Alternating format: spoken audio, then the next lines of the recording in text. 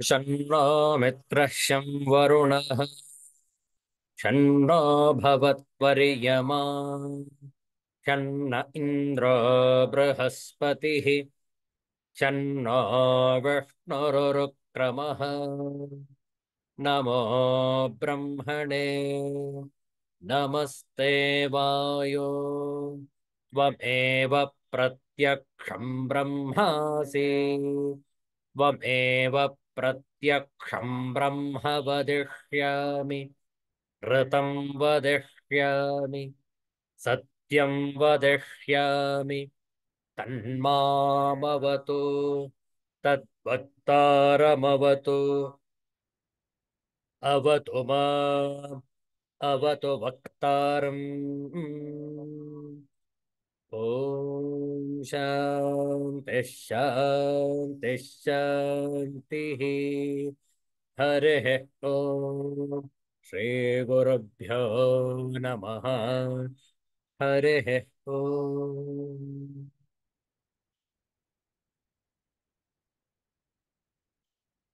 Let's chant this universal prayer together. O hidden life, vibrant in every atom, O hidden light, shining in every creature, O hidden love, embracing all in oneness, may each who feels himself as one with thee know he is also one with every other. Om Shanti, Shanti, Shanti. ಇಂದು ಶುಕ್ರವಾಸರ ಶ್ರಾವಣ ಮಾಸದ ಬಹುಳ Chaturthi August ತಿಂಗಳ 23ನೇ ತಾರೀಕು 2024ನೇ ಇಸವಿ. ಪವಿತ್ರವಾದಂತಹ ಈ ಶುಕ್ರವಾರದಲ್ಲಿ ವಿವೇಕ ಚೂಡಾಮಣಿಯನ್ನು ಅಧ್ಯಯನ ಮಾಡೋಣ. ಪ್ರಾರಂಭದಲ್ಲಿ ಒಂದು ಸ್ತೋತ್ರ, ನಂತರ ಭಜನೆ. ದುರ್ಗಾ ದ್ವಾತ್ರಿಂಶತ್ ನಾಮಮಾಲಾ, ದುರ್ಗೆಯ 32 ನಾಮಗಳು, ಹೆಸರುಗಳು. ಅದನ್ನು ನಾವು ಪಾರಾಯಣ ಮಾಡ್ತೇವೆ. ತಾವು ಶ್ರದ್ಧೆಯಿಂದ ಆಲಿಸುವಂತವರಾಗಿ. ದುರ್ಗಾ ದ್ವಾತ್ರಿಂಶತ್ ನಾಮಮಾಲಾ. ದ್ವಾತ್ರಿಂಶತ್, ದ್ವಾ ಅಂದ್ರೆ 2, ತ್ರಿಂಶತ್ ಅಂದ್ರೆ 30, 2 + 30, 32 ದುರ್ಗೆಯ ಹೆಸರುಗಳು. ಶ್ರದ್ಧೆಯಿಂದ ಆಲಿಸುವಂತವರಾಗಿ ಸಾಧ್ಯವಾದರೆ ತಾವು ಕೂಡ ನಮ್ಮೊಡನೆ ಪಾರಾಯಣವನ್ನು ಮಾಡಿ 3 ಬಾರಿ ಮಾಡೋಣ. ಓಂ ದುರ್ಗಾ ದುರ್ಗಾರ್ತಿಶಮನಿ ದುರ್ಗಾ ಪದ್ವಿನಿವಾರಿಣಿ ದುರ್ಗಮಚ್ಛೇದಿನಿ ದುರ್ಗಸಾಧಿನಿ ದುರ್ಗನಾಶಿನಿ ದುರ್ಗತೋದ್ಧಾರಿಣಿ ದುರ್ಗನಿಹಂತ್ರಿ ದುರ್ಗಮಾಪಹ ದುರ್ಗಮಜ್ಞಾನದ ದುರ್ಗದೈತ್ಯಲೋಕದವಾನಲ ದುರ್ಗಮಾ ದುರ್ಗಮಾಲೋಕ ದುರ್ಗಮಾತ್ಮಸ್ವರೂಪಿಣಿ ದುರ್ಗಮಾರ್ಗಪ್ರದ ದುರ್ಗಮವಿದ್ಯಾ ದುರ್ಗಮಾಶ್ರಿತ ದುರ್ಗಮಜ್ಞಾನ ಸಂಸ್ಥಾನ ದುರ್ಗಮಧ್ಯಾನಭಾಸಿನಿ ದುರ್ಗಮೋಹ ದುರ್ಗಮಗ ದುರ್ಗಮಾರ್ಥಸ್ವರೂಪಿಣಿ ದುರ್ಗಮಾಸುರ ಸಂಹಂತ್ರಿ ದುರ್ಗಮಾಯುಧಧಾರಿಣಿ ದುರ್ಗಮಾಂಗೀ ದುರ್ಗಮತ ದುರ್ಗಮ್ಯ ದುರ್ಗಮೇಶ್ವರಿ ದುರ್ಗಭೀಮಾ ದುರ್ಗಭಾಮಾ ದುರ್ಗಭಾ ದುರ್ಗದಾರಿಣಿ. ಓಂ ದುರ್ಗಾ ದುರ್ಗಾರ್ತಿಶಮನಿ ದುರ್ಗಾ ಪದ್ವಿನಿವಾರಿಣಿ ದುರ್ಗಮಚ್ಛೇದಿನಿ दुर्गसाधिनी दुर्गनाशिनी दुर्गतोद्धारिणी दुर्गनिहन्त्री दुर्गमापः दुर्गमज्ञानदा दुर्गदैत्यलोकदवानल दुर्गमा दुर्गमालोक दुर्गमात्मस्वरूपिणी दुर्गमार्गप्रदा दुर्गमविद्या दुर्गमाश्रिता दुर्गमज्ञानसंस्थाना दुर्गमध्यानभासिनी दुर्गमोहा दुर्गमगा दुर्गमार्थस्वरूपिणी दुर्गमासुरसंहन्त्री दुर्गमायुधधारिणी दुर्गमाङ्गी दुर्गमता दुर्गम्या दुर्गमेश्वरी दुर्गभीमा दुर्गभामा दुर्गभा दुर्गदारिणी ॐ दुर्गा दुर्गार्तिशमनी दुर्गापद्विनिवारिणी दुर्गमच्छेदिनी दुर्गसाधिनी दुर्गनाशिनी दुर्गतोद्धारिणी दुर्गनिहन्त्री दुर्गमापः दुर्गमज्ञानदा दुर्गदैत्यलोकदवानल दुर्गमा दुर्गमालोक दुर्गमात्मस्वरूपिणी दुर्गमार्गप्रदा दुर्गमविद्या दुर्गमाश्रिता दुर्गमज्ञानसंस्थाना दुर्गमध्यानभासिनी दुर्गमोहा दुर्गमगा दुर्गमार्थस्वरूपिणी दुर्गमासुरसंहन्त्री दुर्गमायुधधारिणी दुर्गमाङ्गी दुर्गमता दुर्गम्या दुर्गमेश्वरी दुर्गभीमा दुर्गभामा दुर्गभा दुर्गदारिणी ॐ श्री ಜಗದಂಬಾರ್ಪಣಮಸ್ತು. ಒಂದು ಗಣೇಶನ ಭಜನೆಯನ್ನು ಮಾಡೋಣ. ನಾವು ಹೇಳ್ಕೊಡ್ತೇವೆ, ತಾವು ಪುನರಾವರ್ತಿಸಬಹುದು.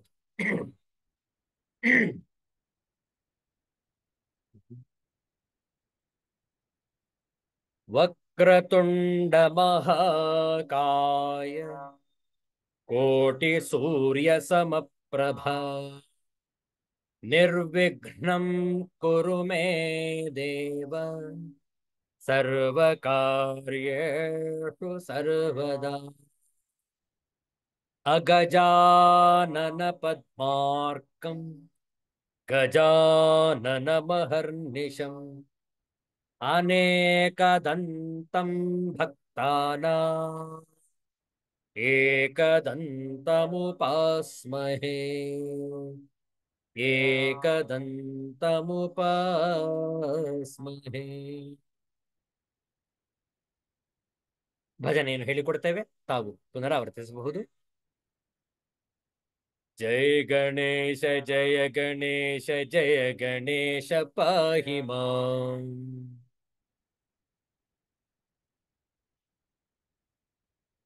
ಶ್ರೀ ಗಣೇಶ ಶ್ರೀ ಗಣೇಶ ಶ್ರೀ ಗಣೇಶ ರಕ್ಷ ಮಾಂ.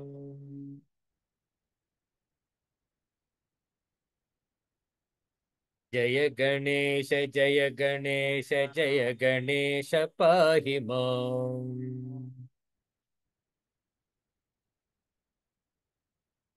श्री गणेश श्री गणेश श्री गणेश रक्ष माम्।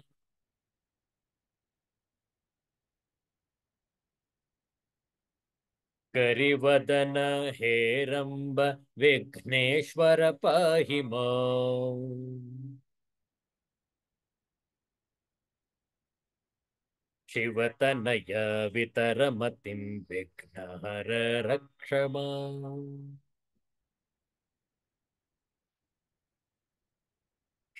करिवदन हेरंब विघ्नेश्वर पाहि माम्। शिवतनय वितरमतिं विघ्नहर रक्ष माम्।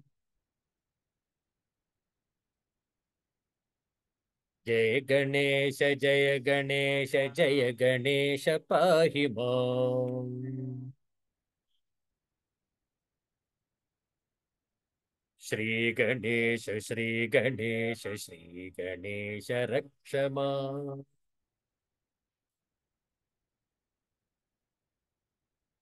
मोदकं समर्पयामि गजवदन पाहि माम्। कुसुमैः सम्पूजयामि गिरिजासुत रक्ष माम्।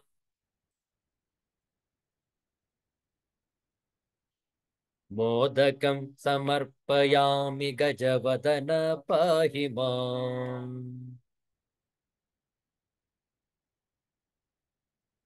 कुसुमैः सम्पूजयामि गिरिजासुत रक्ष माम्।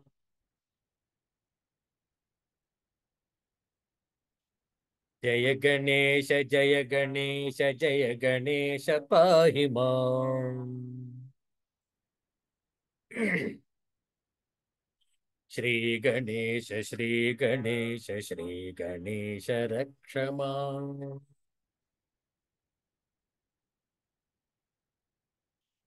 एकदन्त सुमुख गणप देहि मतिं पाहि माम्। वरद सुखद शुभद देहि विद्यां मे रक्ष माम्। एकदन्त सुमुख गणप देहि मतिं पाहि माम्। वरद सुखद शुभद देहि विद्यां मे रक्ष माम्। जय गणेश पाहि माम्। श्री गणेश रक्ष माम्। जय गणेश पाहि माम्। श्री गणेश रक्ष माम्। श्री गणेश रक्ष माम्।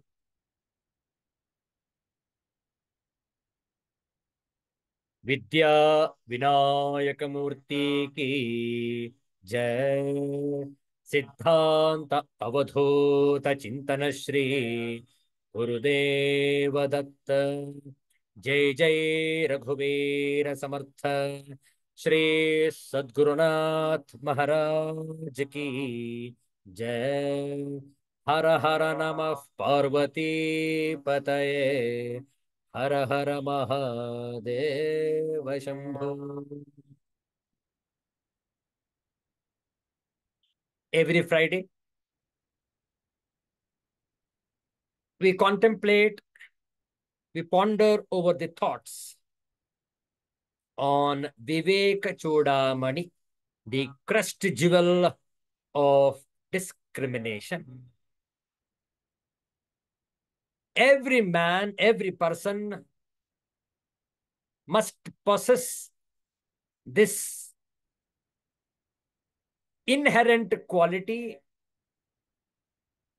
of understanding the truth of this existence. Think. Unless and until we know the secret of life,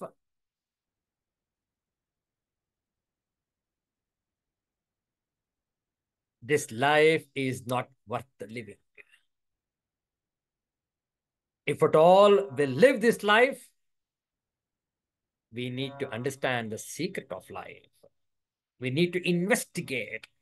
We need to contemplate. We need to inquire. We need to have the quest for the truth.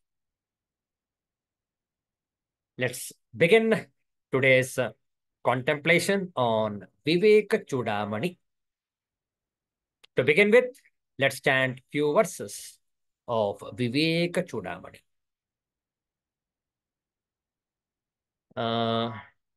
Yes.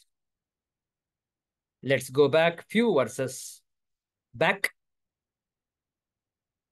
and chant few verses which we have already contemplated in the last few weeks. Maybe the number is different over here. Anyway, I'll tell you the exact number, 162. So let's chant from, of course, every verse will be taught so that you will have the correct pronunciation of every verse. Yes, 158. 158ನೆಯ ಶ್ಲೋಕದಿಂದ ಪಾರಾಯಣ ಆರಂಭ. ಪ್ರತಿಯೊಂದು ಶ್ಲೋಕವನ್ನು ಹೇಳಿಕೊಡ್ತೇವೆ, ತಾವು ಪುನರಾವರ್ತಿಸಬಹುದು. ಪ್ರಾರಂಭದಲ್ಲಿ ಮಂಗಳಾಚರಣ ಶ್ಲೋಕ, ಪ್ರಾರಂಭದ ಶ್ಲೋಕ. ಸರ್ವವೇದಾಂತ ಸಿದ್ಧಾಂತ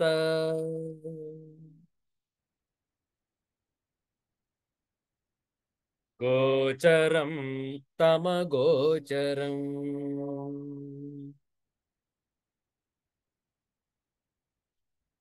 ಗೋವಿಂದಂ ಪರಮಾನಂದಂ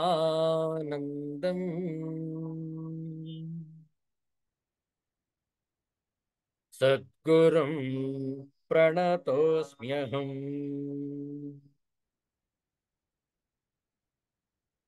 ಶ್ರೀಗುರುಂ ಪ್ರಣತೋಸ್ಮ್ಯಹಂ.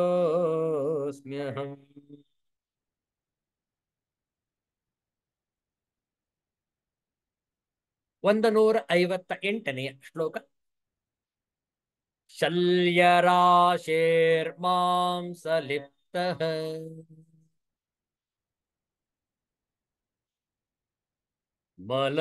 ಮಲಪೂರ್ಣೋತಿ ಕಶ್ಮಲಃ.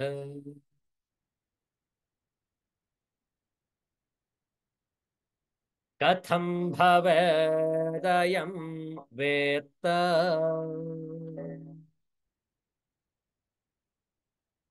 ಸ್ವಯಮೇತದ್ವಿಲಕ್ಷಣಃ.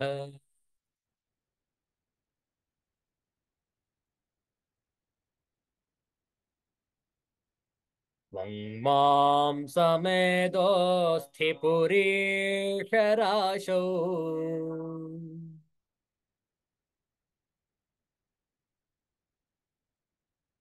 ಅಹಂ ಮತಿಂ ಮೂಢಜನಃ ಕರೋತಿ.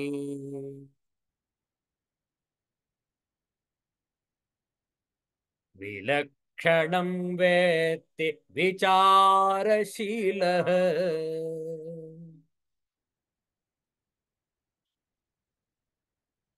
ನಿಜ ಸ್ವರೂಪಂ ಪರಮಾರ್ಥಭೂತಂ.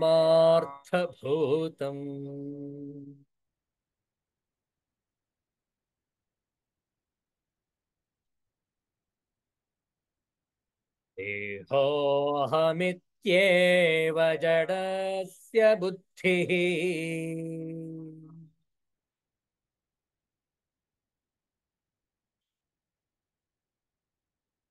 ದೇಹೇ ಚ ಜೀವೇ ವಿದುಷಸ್ತ್ವಹಂ ಧೀಃ.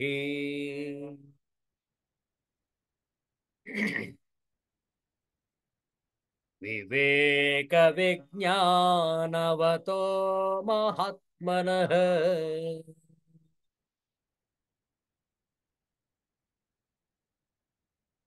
ಬ್ರಹ್ಮಾಹಮಿತ್ಯೇವ ಮತಿಃ ಸದಾತ್ಮನಿ.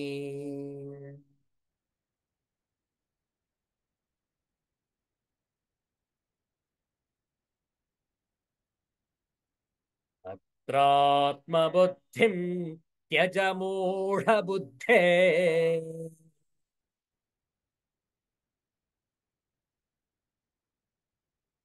ತ್ವಂ ಮಾಂ ಸಮೇದೋಸ್ತಿ ಪುರೇಶರಾಶೌ.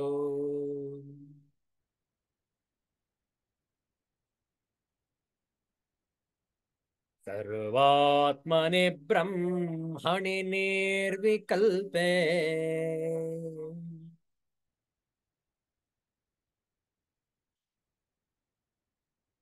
ಕುರುಷ್ವ ಶಾಂತಿಂ ಪರಮಾಂ ಭಜಸ್ವ.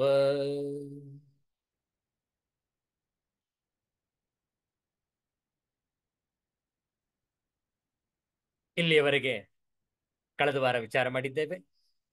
ಈಗ 162ನೆಯ ಶ್ಲೋಕದ ವಿಚಾರವನ್ನು ಮಾಡಬೇಕಾಗಿದೆ. ಪಾರಾಯಣ ಮಾಡೋಣ. 2 ಬಾರಿ ಹೇಳಿಕೊಡ್ತೇವೆ ನೋಡಿ. ದೇಹೇಂದ್ರಿಯಾದಾವಸತಿ ಪ್ರಮೋದಿತಾ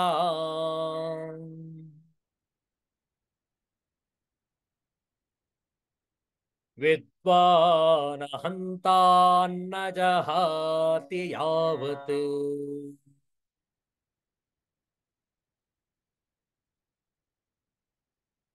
ತಾವನ್ನ ತಸ್ಯಾಸ್ತಿ ವಿಮುಕ್ತಿ ವಾರ್ತಾಪಿ.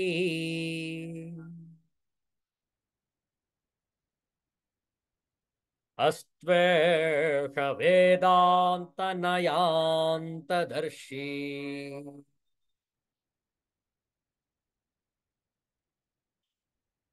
ಮತ್ತೊಮ್ಮೆ.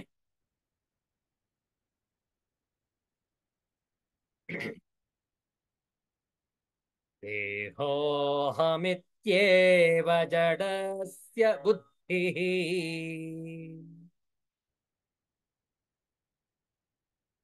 ಕ್ಷಮ್ಯತಾಂ ಕ್ಷಮ್ಯತಾಂ. ಈ ಈ ಶ್ಲೋಕ ಇನ್ನು ಮುಂದಕ್ಕೆ ಇದು ಸಂಖ್ಯೆ ಸ್ವಲ್ಪ ಇಲ್ಲಿ ವ್ಯತ್ಯಾಸ ಇದೆ. ಈ ಶ್ಲೋಕ ದೇಹೇಂದ್ರಿಯಾದಾವಸತಿ ಪ್ರಮೋದಿತಾ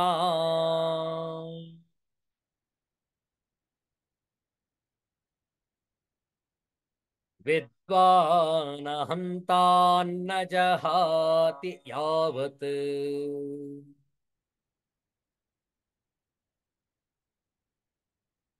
ತಾವನ್ನ ತಸ್ಯಾಸ್ತಿ ವಿಮುಕ್ತಿ ವಾರ್ತಾಪಿ.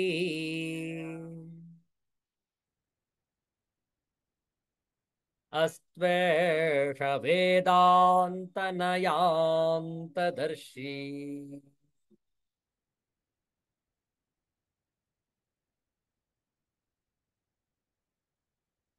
ಎಷ್ಟು ಚಂದ ಇದೆ ನೋಡಿ. ಪಂಚಕೋಶ ವಿವೇಕದಲ್ಲಿ ಅನ್ನಮಯ ಕೋಶ ಇದರ ವಿವೇಕವನ್ನು ಮಾಡ್ತಾ ಇದ್ದೇವೆ, ವಿಚಾರವನ್ನು ಮಾಡ್ತಾ ಇದ್ದೇವೆ. ಅನ್ನಮಯ ಕೋಶ ಹೇಗೆ ಆತ್ಮಸ್ವರೂಪ ಆಗಲಿಕ್ಕಿಲ್ಲ ಅನ್ನುವಂಥದ್ದನ್ನು ಆಚಾರ್ಯ ಶಂಕರರು ಎಳೆಯಾಗಿ ಪದರ ಪದರವಾಗಿ ಬಿಡಿಸಿ ಹೇಳ್ತಾ ಇದ್ದಾರೆ. ಮತ್ತೊಂದು ಶ್ಲೋಕ ನೋಡಿ. ಅನ್ನಮಯ ಕೋಶ ಹೇಗೆ ಆತ್ಮಸ್ವರೂಪ ಆಗಲಿಕ್ಕಿಲ್ಲ. ಅನ್ನಮಯ ಕೋಶ ಎಂದರೇನು? ಈ ಸ್ಥೂಲ ಶರೀರ, this gross body is called the Annamaya kosha, the food sheath. ಪದಚ್ಛೇದ ನೋಡಿಕೊಳ್ಳಿ. ದೇಹ ಇಂದ್ರಿಯಾದೌ ಅಸತಿ ಪ್ರಮೋದಿತ ವಿದ್ವಾನ್ ಹಂತ ನ ಜಹಾತಿ ಯಾವತ್. ತಾವತ್ ನ ತಸ್ಯ ಅಸ್ತಿ ವಿಮುಕ್ತಿ ವಾರ್ತಾಪಿ. ಅಸ್ತು ಏಷಃ ವೇದಾಂತ ನಯ ಅಂತದರ್ಶಿ. ಬಹಳ ಚಂದ ಇದೆ. ಮೊದಲು ಹಿಂದಿಯ ಅನುವಾದವನ್ನು ನೋಡೋಣ.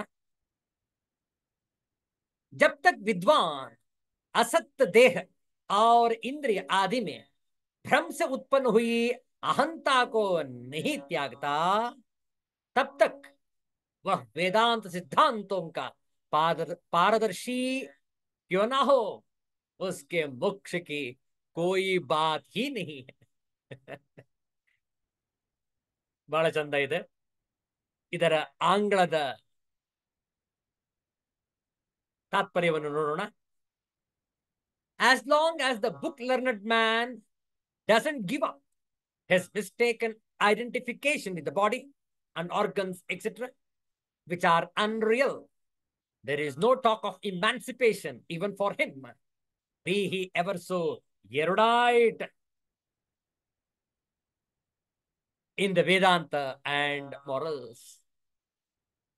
Body and organs, etc. In fact, the whole objective world is referred by mentioning the body and the organs. Erudite, mere book learning is meant unless he has realized the state of oneness. He will be a mere talker. That is all. ಕೆಲವರು ಬಹಳ ತಿಳ್ಕೊಂಡ್ಬಿಟ್ಟಿರ್ತಾರೆ, ಕೇವಲ ಮಾತನಾಡೋದಕ್ಕಷ್ಟೇ, ಅನುಭವಿಸುವುದಕ್ಕಲ್ಲ. ಇರಲಿ, ಇದರ ಸಂಪೂರ್ಣ ಅನ್ವಯಾರ್ಥವನ್ನು ನೋಡೋಣ. ಆನಂತರ ಕನ್ನಡದ ತಾತ್ಪರ್ಯ, ಆನಂತರ ವಿಶದವಾಗಿ ವಿವರಣೆಯುಕ್ತವಾಗಿ ಚರ್ಚೆ ಮಾಡೋಣ ಈ 162ನೆಯ ಶ್ಲೋಕವನ್ನು. ವಿದ್ವಾನ್ ವಿವೇಚನ ಕುಶಲನು ಅಸತಿ ಅಸತ್ಯವಾದ ದೇಹೇಂದ್ರಿಯಾದೌ ದೇಹೇಂದ್ರಿಯಗಳಲ್ಲಿ ಭ್ರಮೋದಿತಾಂ ಭ್ರಾಂತಿಯಿಂದುಂಟಾದ ಅಹಂತಾಂ ನಾನು ಎಂಬ ಬುದ್ಧಿಯನ್ನು ಯಾವತ್ ಎಲ್ಲಿಯವರೆಗೆ ನ ಜಹಾತಿ ಬಿಡುವುದಿಲ್ಲವೋ ತಾವತ್ ಅಲ್ಲಿಯವರೆಗೆ ಏಷಃ ಇವನು ವೇದಾಂತ ನಯ ಅಂತದರ್ಶಿ ಅಸ್ತು ವೇದಾಂತ ಶಾಸ್ತ್ರದ ದಡವನ್ನು ಬಲ್ಲವನೇ ಆಗಿರಲಿ. ತಸ್ಯ ವಿಮುಕ್ತಿ ವಾರ್ತಾ ಅಪಿ ತಸ್ಯ ಅವನಿಗೆ ವಿಮುಕ್ತಿ ವಾರ್ತಾ ಅಪಿ ಮುಕ್ತಿಯ ಸುದ್ದಿಯೂ ಕೂಡ ನ ಅಸ್ತಿ ಇರುವುದಿಲ್ಲ. ತಾತ್ಪರ್ಯ ನೋಡಿ. ವಿವೇಚನದಲ್ಲಿ ಕುಶಲನಾದವನು ದೇಹೇಂದ್ರಿಯವೇ ಮೊದಲಾದವುಗಳಲ್ಲಿ ಭ್ರಾಂತಿಯಿಂದ ಉಂಟಾಗಿರುವ ನಾನು ಎಂಬ ಬುದ್ಧಿಯನ್ನು ಎಲ್ಲಿಯವರೆಗೆ ಬಿಡುವುದಿಲ್ಲವೋ ಅಲ್ಲಿಯವರೆಗೆ ಅವನು ವೇದಾಂತ ಶಾಸ್ತ್ರದ ದಡವನ್ನು ಬಲ್ಲವನಾಗಿದ್ದರೂ ಅವನಿಗೆ ಮುಕ್ತಿಯ ಸುದ್ದಿಯೂ ಕೂಡ ಇರುವುದಿಲ್ಲ. ಏನದು ವೇದಾಂತ ಶಾಸ್ತ್ರ ದಡವನ್ನು ಬಲ್ಲವನಾಗಿದ್ದರೂ ಅಂದ್ರೆ ಅರ್ಥ ಏನು? ದೇಹಾದಿಗಳಲ್ಲಿ ಅಭಿಮಾನವನ್ನು ಬಿಡುವವರೆಗೆ ಕೇವಲ ಶಾಸ್ತ್ರಜನ್ಯ ಜ್ಞಾನದಿಂದ ಮುಕ್ತಿಯುಂಟಾಗುವುದಿಲ್ಲ ಎಂಬುದು ಅಭಿಪ್ರಾಯ.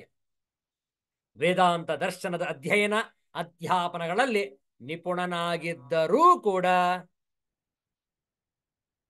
ಅವನಿಗೆ ಮೋಕ್ಷ ಪದವಿ ದೊರೆಯುವುದಿಲ್ಲ. ಅವನು ಮುಕ್ತನಾಗಲಿಕ್ಕೆ ಸಾಧ್ಯ. ಯಾಕೆ? ಇನ್ನೂ ಈ ದೇಹ ಇಂದ್ರಿಯಕ್ಕೆ ಅಂಟಿಕೊಂಡಿದ್ದಾನೆ. ವಿಚಾರ ಮಾಡಿ.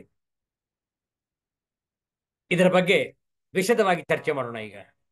ಯಾತಕ್ಕೆ ಅವನು ಅಷ್ಟು ಪಂಡಿತನಾಗಿದ್ದರೂ ಕೂಡ ಯಾತಕ್ಕೆ ಅವನಿಗೆ ಮುಕ್ತಿ ದೊರಕುವುದಿಲ್ಲ? ಆಶ್ಚರ್ಯ ಆಗತ್ತಲ್ಲ. He is an erudite scholar, but he is not liberated. ಎಷ್ಟು ಹಾಸ್ಯಾಸ್ಪದ ನೋಡಿ. Very ironical. Though being a learned scholar, he cannot achieve the liberation. Yes, he can explain every word of the scriptures. Nay, he has memorized the entire scriptures. ಸರ್ವಶಾಸ್ತ್ರ ಪಂಡಿತ. ಎಲ್ಲವೂ ತನ್ನ ನಾಲಿಗೆಯ ತುದಿಯಲ್ಲೇ ಇದೆ. ತನ್ನ ನೆನಪಿನ ಅಂಗಳದಲ್ಲಿ ಪ್ರತಿಯೊಂದನ್ನು ಅಡಗಿಸಿಕೊಂಡಿದ್ದಾನೆ. ಮುಕ್ತಿ ಇಲ್ಲ ಸ್ವಾಮಿ ಅವನಿಗೆ. ಇರಬಹುದು, ಬಹಳ ಪ್ರಕಾಂಡ ಪಂಡಿತನಾಗಿರಬಹುದು, ಸಂಸ್ಕೃತ ವಾಂಗ್ಮಯ ವ್ಯಾಕರಣವನ್ನು ಕುಡಿದಿರಬಹುದು, ಜೀರ್ಣಿಸಿಕೊಂಡಿರಬಹುದು, ಅರಗಿಸಿಕೊಂಡಿರಬಹುದು. ಮುಕ್ತಿ ಇಲ್ಲ ಸ್ವಾಮಿ ಅವನಿಗೆ. ಅವನ್ನೆಲ್ಲ ಏನಿದ್ರು ಕೇವಲ ಇಹಲೋಕದ ಲಾಭಗಳು ಮಾತ್ರ. ತನ್ನ ಪಾಂಡಿತ್ಯದಿಂದ ಬಹುಶಃ ಅವನು ಹಣವನ್ನು ಗಳಿಸಬಹುದು, ಬೇಕಾದಷ್ಟು ಲಕ್ಷಾಂತರ ಕೋಟಿ ಕೋಟಿ ಗಳಿಸಬಹುದು, ಹೌದಲ್ಲ? ಭವ್ಯ ಬಂಗಲೆಯನ್ನು ಕಟ್ಟಿಸಿಕೊಂಡಿರಬಹುದು. ಯಾಕೆ? ತನ್ನ ಈ ಶಾಸ್ತ್ರದ ಪಾಂಡಿತ್ಯದಿಂದ ಜ್ಯೋತಿಷ್ಯ ಶಾಸ್ತ್ರ, ವಾಸ್ತುಶಾಸ್ತ್ರ, ರೇಖಾಶಾಸ್ತ್ರ, ಸಂಖ್ಯಾಶಾಸ್ತ್ರ ಎಲ್ಲವನ್ನೂ ಕೂಡ ಬಲ್ಲವನಾಗಿದ್ದಾನೆ. ಪ್ರತಿಯೊಬ್ಬರಿಗೂ ಕೂಡ ಪರಿಹಾರವನ್ನು ಕೊಡ್ತಾನೆ. ಶಾಸ್ತ್ರವನ್ನು ಉಲ್ಲೇಖ ಮಾಡಿ ಪ್ರತಿಯೊಬ್ಬರಿಗೂ ಅವರವರ ಸಮಸ್ಯೆಗೆ ಪರಿಹಾರವನ್ನು ಕೊಡ್ತಾನೆ. ಆಗ್ಲಿ ಮುಕ್ತಿ ಸಿಕ್ಕಿದೇನು ಅವನಿಗೆ? ಇಲ್ಲ. ಯಾಕೆ? ಇನ್ನೂ ಕೂಡ ಆ ಹಣ ಸಂಪಾದನೆಯಲ್ಲೇ ಇದ್ದಾನವನು. ಶಾಸ್ತ್ರವನ್ನ ಬಳಸ್ಕೊಳ್ತಾ ಇದ್ದಾನಷ್ಟೇ. ತನ್ನ ಹಣ ಸಂಪಾದನೆಗೆ ಇದೊಂದು ಮಾಧ್ಯಮ ಅವನಿಗೆ. ಬೇರೆ ಬೇರೆಯವರು ಬೇರೆ ಬೇರೆ ರೀತಿ ಸಂಪಾದನೆ ಮಾಡ್ತಾರೆ ನೋಡಿ. ರಾಜಕಾರಣಿಗಳು ಅವರದೇ ರೀತಿಯಾದಂತಹ ಸಂಪಾದನೆ ಇರುತ್ತೆ, ಹೌದಲ್ಲ? ಸಂಬಳ ಜೊತೆಗೆ ಗಿಂಬಳವೂ ಕೂಡ ಉಂಟು ಅವರಿಗೆ, ಹೌದಲ್ಲ? ಇನ್ ಕೆಲವರು ಕಚೇರಿಗಳಲ್ಲಿ, ಇನ್ ಕೆಲವರು WFH ವರ್ಕ್ ಫ್ರಮ್ ಹೋಮ್, ಮನೆಯಲ್ಲೇ ಕುಳಿತುಕೊಂಡು ಕಚೇರಿ ಕೆಲಸಗಳನ್ನು ಮಾಡ್ತಾ ಇರ್ತಾರೆ. ಅವರಿಗೆ ಅಕೌಂಟಿಗೆ ಸಂಬಳ ಟ್ರಾನ್ಸ್ಫರ್ ಆಗ್ತಾ ಇರುತ್ತೆ.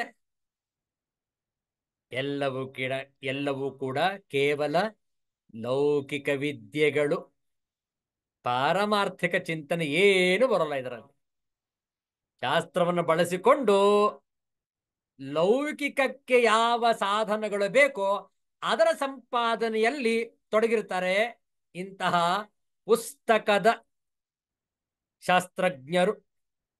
ಇವರೆಲ್ಲ ಪುಸ್ತಕ ಜ್ಞಾನಿಗಳು, ಮಸ್ತಕ ಜ್ಞಾನಿಗಳಲ್ಲ. ವಿಚಾರ ಮಾಡಿ ಸ್ವಾಮಿ, ಅವ್ರು ಎಂತಹ ಪ್ರವಚನ ಮಾಡ್ತಾರೆ ಗೊತ್ತುಂಟ? ಪ್ರತಿಯೊಂದು ಅಕ್ಷರವನ್ನು ಸ್ಪಷ್ಟವಾಗಿ ಬಿಡಿಸಿ ಆ ಒಂದು ಶಾಸ್ತ್ರ ಈ ಒಂದು ಶಾಸ್ತ್ರವನ್ನ ಉಲ್ಲೇಖ ಮಾಡಿ ಮನದಟ್ಟಾಗುವಂತೆ ತಿಳಿಸ್ಕೊಡ್ತಾರೆ. ಒಳ್ಳೇದು. ಮುಕ್ತಿ ಉಂಟಾಯ್ತೇನು? ಇಲ್ಲ. ವಿಚಾರ ಮಾಡಿ. ಅದರಲ್ಲೂ ಕೂಡ ಸ್ಪರ್ಧೆ. ನಾನು ಎಷ್ಟು ತಿಳಿದುಕೊಂಡಿದ್ದೀನಿ, ಅವನೆಷ್ಟು ತಿಳಿದುಕೊಂಡಿದ್ದಾನೆ, ನನಗೆ ಎಷ್ಟು ಸ್ಮರಣಾಶಕ್ತಿ ಇದೆ, ಅವನಿಗೆ ಎಷ್ಟು ಸ್ಮರಣೆ ಶಕ್ತಿ ಇದೆ, ನನ್ನ ವಾಕ್ಪಟುತ್ವ ಎಂಥದ್ದು, ಅವನ ವಾಕ್ಪಟುತ್ವ ಎಂಥದ್ದು. ನೋಡಿ, ಇದರಲ್ಲೂ ಕೂಡ ಹೋಲಿಕೆ, ಇದರಲ್ಲೂ ಕೂಡ ಸ್ಪರ್ಧೆ. ಮೋಕ್ಷಶಾಸ್ತ್ರದಲ್ಲಿ ಸ್ಪರ್ಧೆ ಇಲ್ಲ, ಹೋಲಿಕೆ ಇಲ್ಲ. No competition, no comparison. Think. When there is no competition, when there is no comparison, you are liberated on the spot. ವಿಚಾರ ಮಾಡಿ. ಕಠೋಪನಿಷತ್ತಿನಲ್ಲಿ ಬಹಳ ಚಂದ ಹೇಳ್ತಾರೆ. ಆ ಉಪನಿಷತ್ತನ್ನು ನಾವೆಲ್ಲರೂ ಕೂಡ ಅಧ್ಯಯನ ಮಾಡಬೇಕು.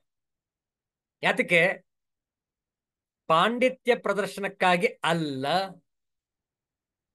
ನಮ್ಮ ಆತ್ಮೋದ್ಧಾರಕ್ಕಾಗಿ ನಾವು ಪ್ರತಿಯೊಂದು ಉಪನಿಷತ್ತನ್ನು ಅಧ್ಯಯನ ಮಾಡಬೇಕು. ಭಗವದ್ಗೀತೆಯನ್ನು ಅಧ್ಯಯನ ಮಾಡಬೇಕು.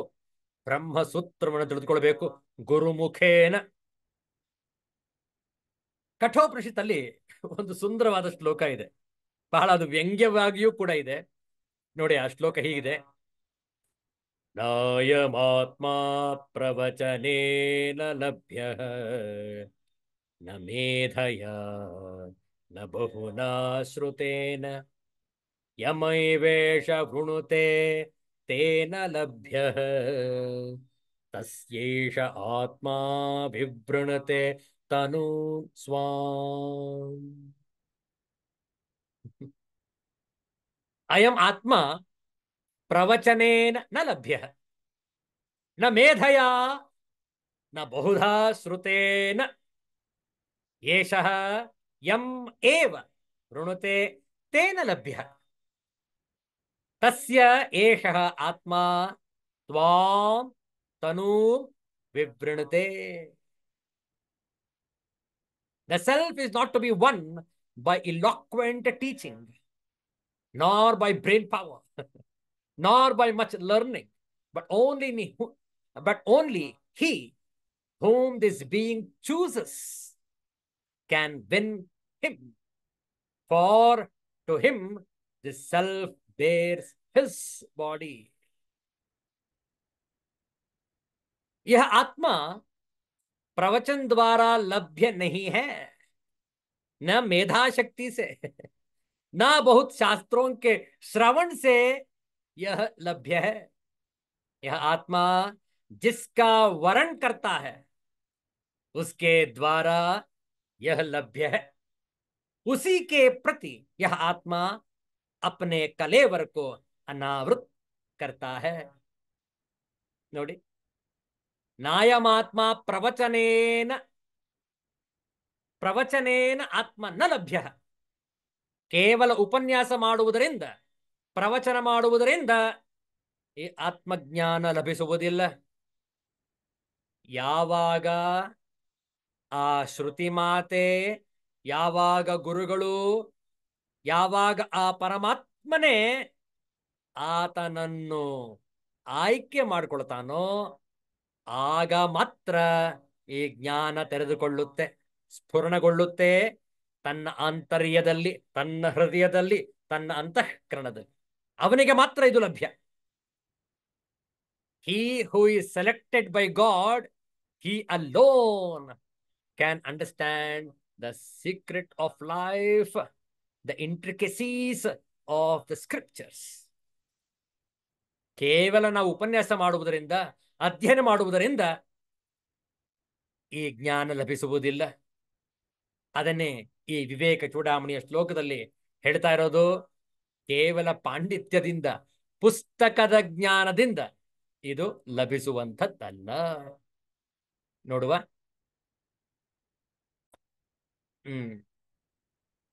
ಯಾಕೆ ಯಾಕೆ ಲಭಿಸೋದಿಲ್ಲ ಇದು?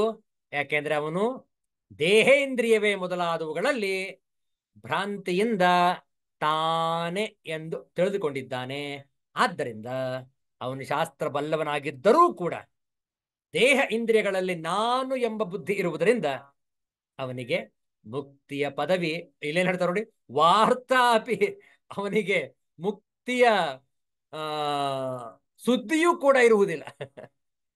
ವಿಚಾರ ಮಾಡಿ. ಆದ್ರಿಂದ ಅವನು ಈ ಕಡೆಗೆ ಈ ಬಂದೇ ಇಲ್ಲ ಇನ್ನುವೆ. ಅವನಿನ್ನೂ ಕೂಡ ಅಧ್ಯಾತ್ಮ ಪಥವನ್ನೇ ಪ್ರಾರಂಭಿಸಿಲ್ಲ. ಕೇವಲ ಅಧ್ಯಯನ ಮಾಡ್ತಾ ಇದ್ದಾನಷ್ಟೇ, ಆದರೆ ಅರ್ಥವೇ ಮಾಡ್ಕೊಂಡಿಲ್ಲ. ಇನ್ನೂ ಕೂಡ ಈ ದೇಹಾದಿಗಳಲ್ಲೇ ಅಭಿಮಾನವನ್ನು ಇಟ್ಕೊಂಡಿದ್ದಾನೆ. ಎಲ್ಲಿಯವರೆಗೆ ಈ ದೇಹದ ಅಭಿಮಾನವನ್ನು ಬಿಡುವುದಿಲ್ಲವೋ ಅಲ್ಲಿಯವರೆಗೆ ನಮಗೆ ಮುಕ್ತಿ ಇಲ್ಲ ಎಂಬುದು ಈ ಶ್ಲೋಕದ ಆಂತರ್ಯ. ಮುಂದಿನ ಶ್ಲೋಕ ನೋಡೋಣ. ಛಾಯಾ ಶರೀರೇ ಪ್ರತಿಬಿಂಬ ಗಾತ್ರೇ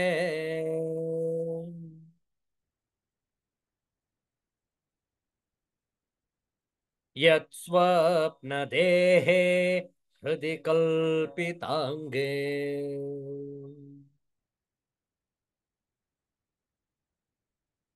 ಯಥಾತ್ಮಬುದ್ಧೇ ಸ್ತವ ನಾಸ್ತಿ ಕಾಚಿತ್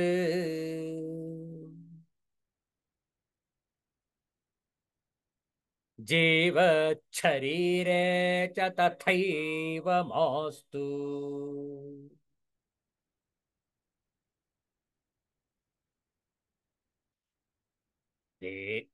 ಮುಂದಿನ ಶ್ಲೋಕ ಅಲ್ಲ.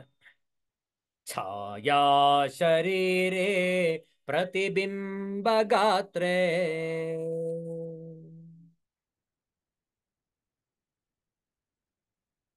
ಯತ್ ಸ್ವಪ್ನ ದೇಹೇ ಹೃದಯ ಕಲ್ಪಿತಾಂಗೇ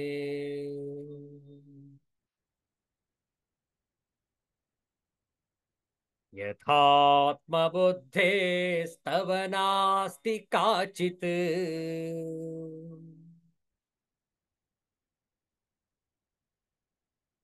ಜೀವಚ್ಛರೀರೇ ಚ ತಥೈವ ಮಾಸ್ತು.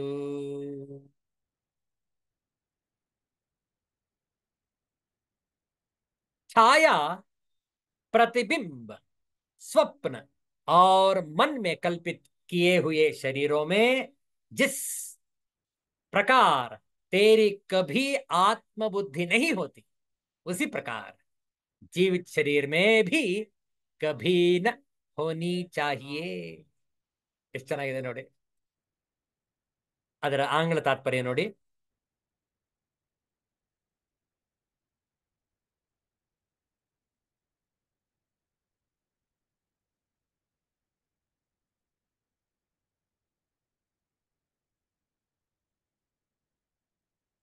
Just as thou dost not identify thyself with the shadow body, the image body, the dream body, or the body thou hast in the imaginations of thy heart, cease thou to do likewise with the living body also. ಬಹಳ ಹಳೆ ಕಾಲದ English ರೀತಿಯಲ್ಲಿದೆ ಇದು. ಸರಳವಾಗಿ ಹೇಳೋಣ. Shadow body, image body, dream body, living body. ನೋಡಿ, 4 ತರಹದ ದೇಹವನ್ನ ಇಲ್ಲಿ ವಿವರಿಸಿದ್ದಾರೆ. ಒಂದು ಶ್ಯಾಡೋ ಬಾಡಿ, ಛಾಯಾ ಶರೀರ. ನಮ್ಮ ಬೆಳಕು ಕ್ಷಮಿಸಿ, ಬೆಳಕು ನಮ್ಮ ಶರೀರದ ಮೇಲೆ ಬಿದ್ದಾಗ ಈ ಶರೀರದ ಛಾಯೆ ಉಂಟಾಗತ್ತೆ, ಹೌದಲ್ಲ? ಆದ್ರೆ ಆ ಛಾಯಾ ಶರೀರವನ್ನು ನಾನು ಅಂತ ಹೇಳ್ತೀವೇನು? ಖಂಡಿತ ಇಲ್ಲ. ಯಾಕೆ? ಅದು ಕೇವಲ ನನ್ನ ಛಾಯೆ. That's only my shadow, that's not me. ವಿಚಾರ ಮಾಡಿ.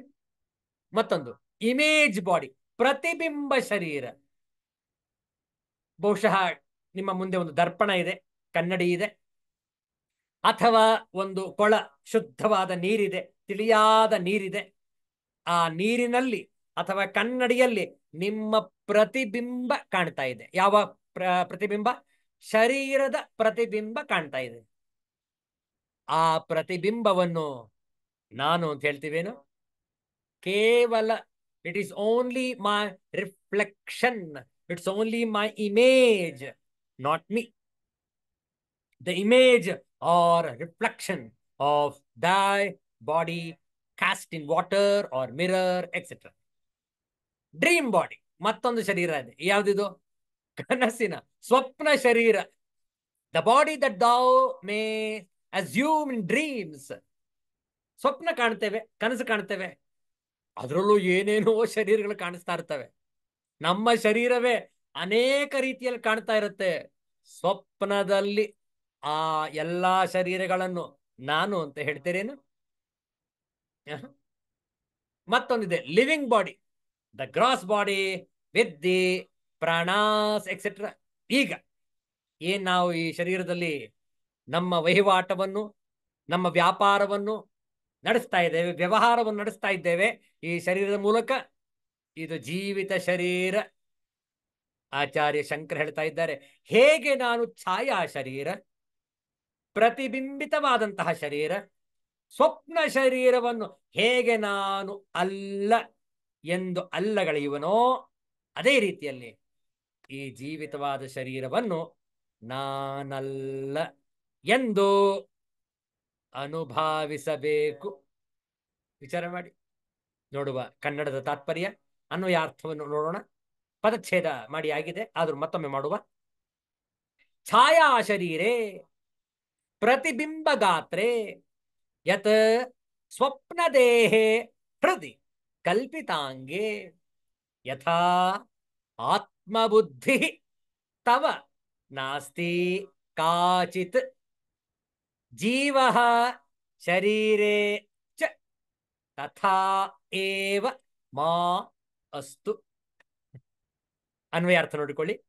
ಛಾಯಾ ಶರೀರೇ, ನೆರಳಿನ ಶರೀರದಲ್ಲಿ, ಪ್ರತಿಬಿಂಬ ಗಾತ್ರೇ, ಪ್ರತಿಬಿಂಬಿತ ಶರೀರದಲ್ಲಿ, ಯತ್ ಸ್ವಪ್ನ ದೇಹ, ಯಾವ ಕನಸಿನ ಶರೀರದಲ್ಲಿ, ಹೃದಯ ಕಲ್ಪಿತಾಂಗೆ, ಮನಸ್ಸಿನಲ್ಲಿ ಕಲ್ಪಿತವಾದ ಶರೀರದಲ್ಲಿ, ತವ ನಿನಗೆ, ಆತ್ಮಬುದ್ಧಿ ನಾನು ಎಂಬ ಬುದ್ಧಿಯು, ಯಥಾ ಹೇಗೆ, ಕಾಚಿತ್ ನ ಅಸ್ತಿ ಸ್ವಲ್ಪವೂ ಇರುವುದಿಲ್ಲವೋ, ತಥಾ ಏವ ಹಾಗೆಯೇ, ಜೀವತ್ ಶರೀರೇ ಚ ಜೀವತ್ ಶರೀರೆ, ಜೀವತ್ ಶರೀರೆ ಚ ಜೀವಿಸಿರುವ ಈ ಶರೀರದಲ್ಲಿಯೂ ಆತ್ಮಬುದ್ಧಿಯು ಮಾ ಅಸ್ತು ಉಂಟಾಗದಿರಲಿ. ನೋಡಿ ಎಷ್ಟು ಶರೀರಗಳಿವೆ. 4 ಬಗೆಯ ಶರೀರವನ್ನು ಹೇಳ್ತಾ ಇದ್ದಾರೆ.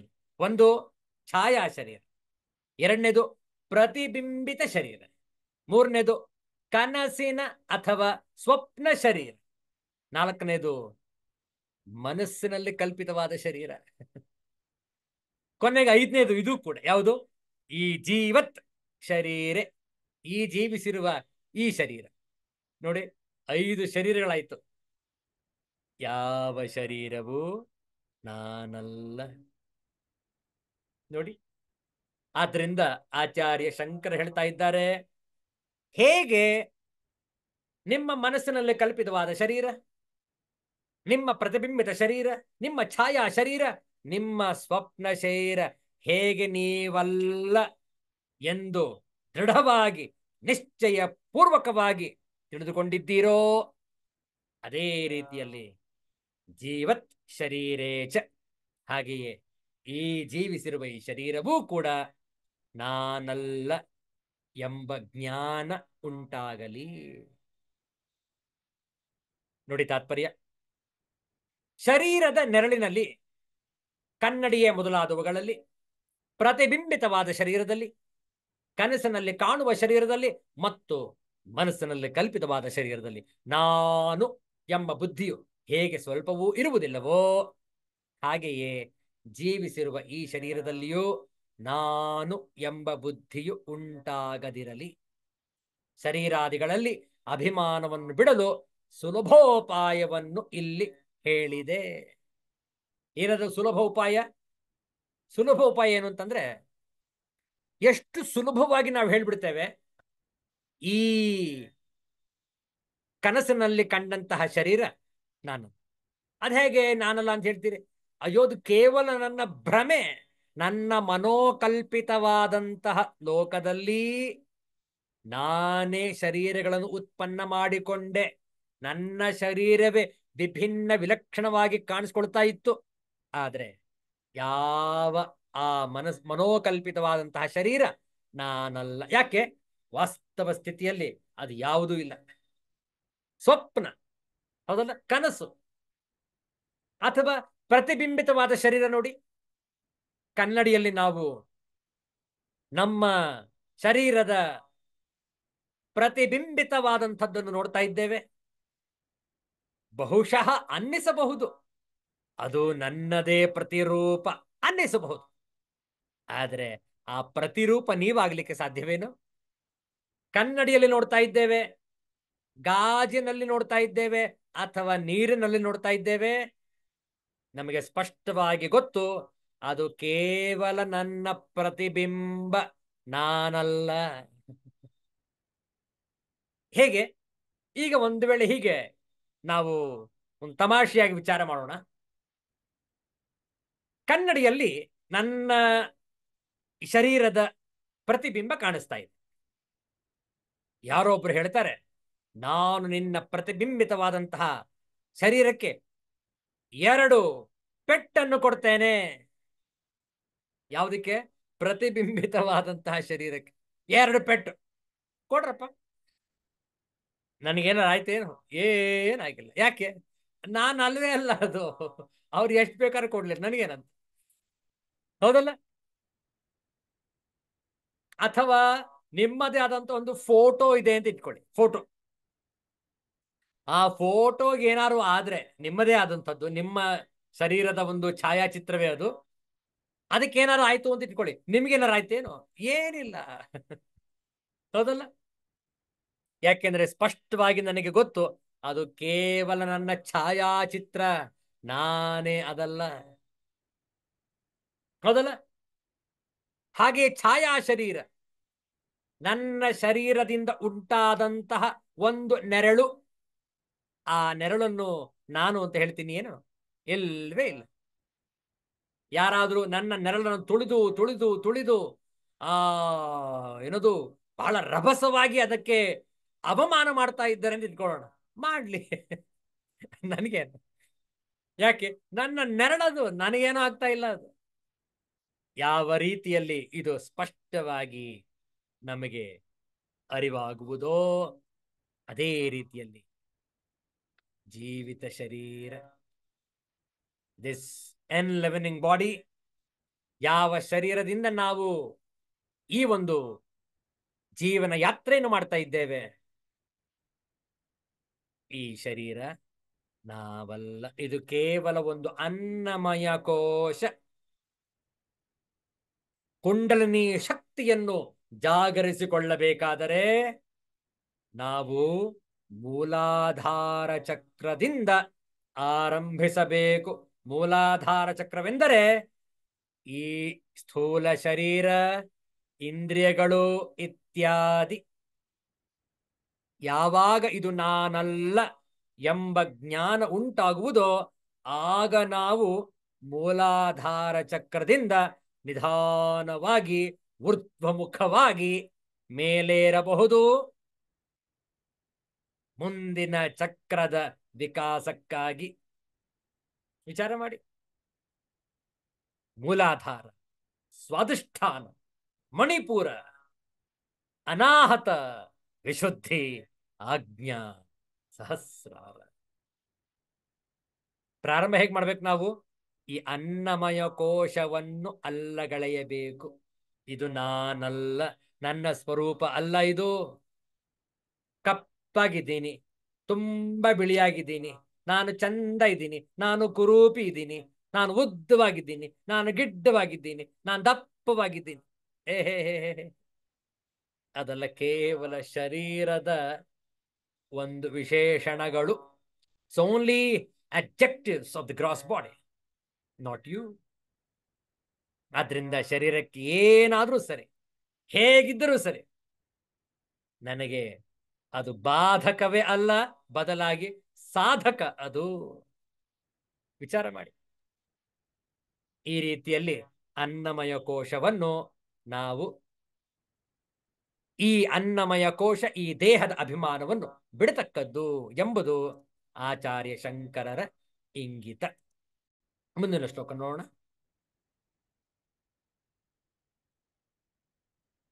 ದೇಹಾತ್ಮಧೀರೇವ ನೃಣಾಮ ಸದ್ಧಿಯಾ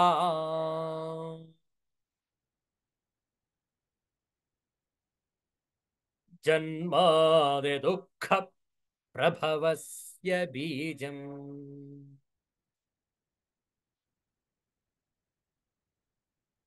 ಯತಸ್ತತಸ್ತ್ವಂ ಜಹಿತಾಂ ಪ್ರಯತ್ನಾತ್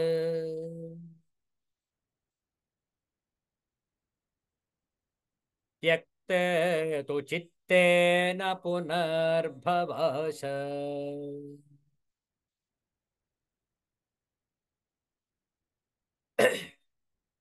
ದೇಹಾತ್ಮಧೀರೇವ ನೃಣಾಮ ಸಿದ್ಧಿಯಾ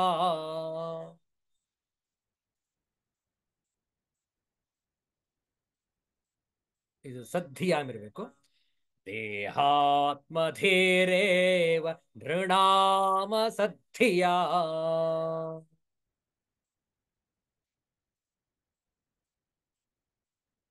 ಜನ್ಮಾದಿ ದುಃಖ ಪ್ರಭವಸ್ಯ ಬೀಜಂ.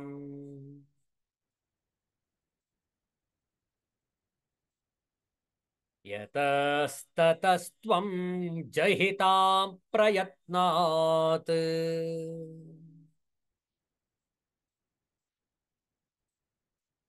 ತ್ಯಕ್ತೆ ತು ಚಿತ್ತೇನ ಪುನರ್ಭವಶ.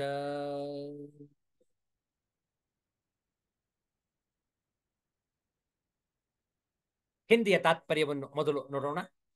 ಕ್ಯೋಂಕಿ देहात्म बुद्धि ही असत बुद्धि मनुष्यों के जन्मादि दुखों की उत्पत्ति की कारण है। अतः उसे तू प्रयत्न पूर्वक छोड़ दे। उस बुद्धि के छूट जाने पर फिर पुनर्जन्म की कोई आशंका न रहेगी. आंग्ल भाषा तात्पर्य. The identification with the body alone is the root which produces the misery of birth, etc., of people who are attached to the unreal. Therefore, destroy thou this with the utmost care. When this identification caused by the mind is given up, there is no more chance for rebirth. This has been reflected even in the Chandogya Upanishad. So they have asked you to compare the Chandogya Upanishad shloka also. Anyway, ಪದಚ್ಛೇದ ಪದ ವಿಭಾಗಗಳನ್ನು ನೋಡಿಕೊಳ್ಳಿ. ದೇಹ ಆತ್ಮ ಧೀಹಿ ಏವ ಋಣಾಂ ಅಸತ್ ಧಿಯಾಂ ಜನ್ಮಾದಿ ದುಃಖ ಪ್ರಭವಸ್ಯ ಬೀಜಂ ಯತಃ ತತಃ ತ್ವಂ ಜಹಿ ತಾಂ ಪ್ರಯತ್ನಾತ್ ತ್ಯಕ್ತೆ ತು ಚಿತ್ತೆ ನ ಪುನಃ ಭವಾಶಾ. ಪುನರ್ಭವ ಆಶಾ. ಅನ್ವಯಾರ್ಥ ನೋಡಿಕೊಳ್ಳಿ. ಅಸತ್ ಧಿಯಾ, ಅವಿವೇಕ ಬುದ್ಧಿಯುಳ್ಳ ನೃಣಾಂ ಜನರಿಗೆ, ದೇಹ ಆತ್ಮಧೀಹಿ ಏವ ದೇಹದಲ್ಲಿ ಆತ್ಮಬುದ್ಧಿಯೇ, ಜನ್ಮಾದಿ ದುಃಖ ಪ್ರಭವಸ್ಯ ಜನ್ಮವೇ ಮೊದಲಾದ ದುಃಖದ ಉತ್ಪತ್ತಿಗೆ, ಯತಃ ಯಾವ ಕಾರಣದಿಂದ, ಬೀಜಂ ಕಾರಣವೋ, ತತಃ ಆ ಕಾರಣದಿಂದಲೇ, ತ್ವಂ ನೀನು, ತಾಂ ಅಂತಹ ಬುದ್ಧಿಯನ್ನು, ಪ್ರಯತ್ನಾತ್ ಪ್ರಯತ್ನದಿಂದ, ಜಹಿ ಬಿಡು, ಚಿತ್ತೇತು ಯಕ್ತೆ ಅಂತಹ ಬುದ್ಧಿಯನ್ನು ಬಿಟ್ಟರೆ, ನ ಪುನರ್ಭವ ಆಶಾ ಪುನರ್ಜನ್ಮದ ಆಶೆ ಇಲ್ಲ. ತಾತ್ಪರ್ಯ ನೋಡಿಕೊಳ್ಳಿ. ಅವಿವೇಕ ಬುದ್ಧಿಯುಳ್ಳ ಜನರಿಗೆ ದೇಹಾದಿಗಳಲ್ಲಿರುವ ನಾನು ಎಂಬ ಬುದ್ಧಿಯೇ ಜನ್ಮವೇ ಮೊದಲಾದ ದುಃಖಗಳಿಗೆ ಕಾರಣವಾಗಿರುತ್ತದೆ. ಆದುದರಿಂದ ನೀನು ಪ್ರಯತ್ನ ಪೂರ್ವಕವಾಗಿ ಅಂತಹ ದೇಹಾತ್ಮ ಬುದ್ಧಿಯನ್ನು ತೊರೆ. ದೇಹಾತ್ಮ ಬುದ್ಧಿಯು ಹೋದರೆ ಪುನರ್ಜನ್ಮದ ಸಂಭವವೇ ಇಲ್ಲ. ಛಾಂದೋಗ್ಯ ಉಪನಿಷತ್ತಿನಲ್ಲಿಯೂ ಕೂಡ ಶರೀರವುಳ್ಳವನು ಪ್ರಿಯ ಅಪ್ರಿಯಗಳಿಂದ ಗ್ರಸ್ತನಾಗಿರುವನೆಂದು ಹೇಳಿದೆ. ಎಲ್ಲಿಯವರೆಗೆ ಈ ಶರೀರ ಇರುತ್ತೋ ಅಲ್ಲಿಯವರೆಗೆ ಪ್ರಿಯ ಅಪ್ರಿಯ, ಲೈಕ್ಸ್ ಅಂಡ್ ಡಿಸ್ಲೈಕ್ಸ್ ಇದ್ದೇ ಇರುತ್ತೆ. ಹೌದಲ್ಲ? ಇದು ನನಗೆ ಇಷ್ಟ, ಇದು ನನಗೆ ಅನಿಷ್ಟ, ಪ್ರಿಯ ಅಪ್ರಿಯ ಇದ್ದೇ ಇರುತ್ತೆ. ಯಾಕೆ? ಶರೀರದ ಇಂದ್ರಿಯಗಳ ಕಾರ್ಯ ವೈಖರಿಯೇ ಹಾಗೆ. ಇದು ನನಗೆ ಬೇಕು, ಇದು ನನಗೆ ಬೇಡ.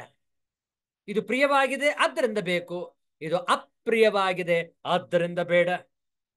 ಛಾಂದೋಗ್ಯ ಉಪನಿಷತ್ತಿನಲ್ಲಿ ಸ್ಪಷ್ಟವಾದಂತಹ ಅರಿವನ್ನು ತಿಳಿಸಲಾಗಿದೆ. ಯಾರಿಗೆ ಪುನರ್ಜನ್ಮ ಇಲ್ಲ, ಯಾರಿಗೆ ಈ ಶರೀರದಲ್ಲಿ ನಾನೆಂಬ ಬುದ್ಧಿ ಇಲ್ಲವೋ ಅವರಿಗೆ ಪುನರ್ಜನ್ಮ ಇಲ್ಲ, ಅವರಿಗೆ ಮೋಕ್ಷ ಪ್ರಾಪ್ತಿ. ವಿಚಾರ ಮಾಡಿ.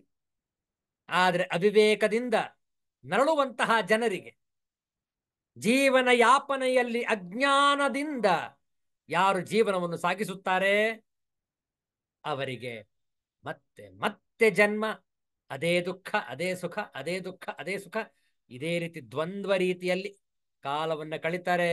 ಮತ್ತೆ ಮತ್ತೆ ಜನ್ಮವನ್ನು ಪಡಿಬೇಕಾಗತ್ತೆ, ಮತ್ತೆ ಮತ್ತೆ ಸಾವು. ವಿಚಾರ ಮಾಡಿ.